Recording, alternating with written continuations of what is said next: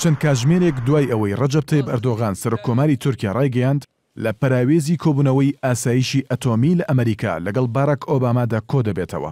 کۆشکی سپی هەواڵەکەی ڕەت کردەوە و ڕایگەیاند لە ماوەی چەند مانگی ڕابردوودا ئۆباما و جێگرەکەی چەندین جار لەگەڵ بەرپرسانی تورکیادا کۆبوونەتەوە و لە ئێستادا وەها کۆبوونەوەیەک پێویست ناکات.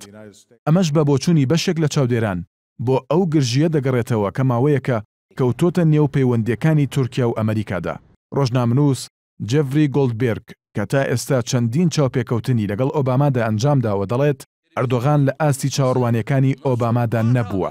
دەشڵێت ئۆباما لە سەرەتادا پێی وا بووە ئەردۆغان سیاسەتمەدارێکی میانڕەوی ئیسلامیە و دەتوانێت ببێتە پردێکی پەیوەندی لە نێوان ڕۆژئاوا و وڵاتانی ئیسلامیدا.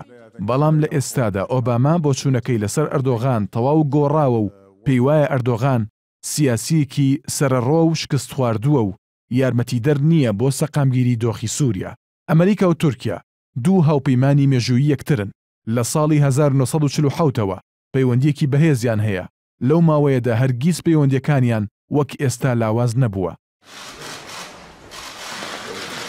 بە بۆچوونی چاودێران لاوازبوونی پەیوەندیەکانی تورکیا و ئەمریکا بۆ چەند هۆکارێکی سەرەکی دەگەڕێتەوە کە بریتین لە یەکەم، ئەمریکا لە سیاسەتی تورکیا لە سووریا ڕازی نییە.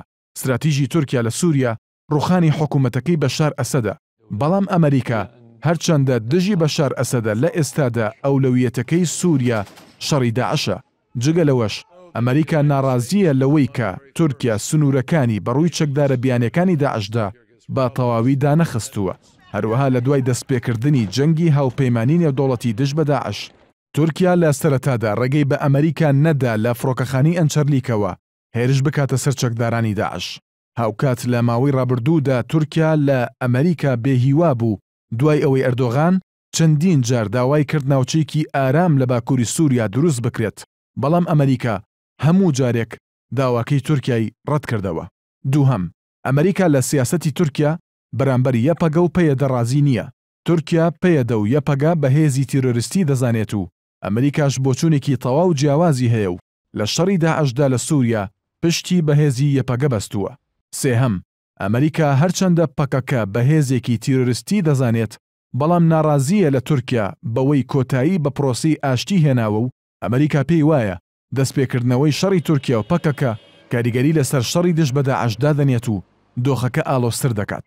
چوارەم، ئەمریکا لە سیاسەتی ئەردۆغان بەرامبەر ڕۆژنامەنووسان و دەستگا میدیایەکانی تورکیا ڕازی نییە.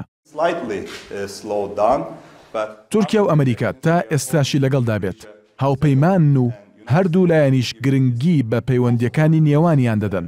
بەڵام ڕوون نییە کە بۆ ئاساییکردنەوەی پەیوەندیەکانیان ئایا ئەردۆغان ئامادەیە پێداچوونەوە بە سیاسەتەکانیدا بکات یان نا.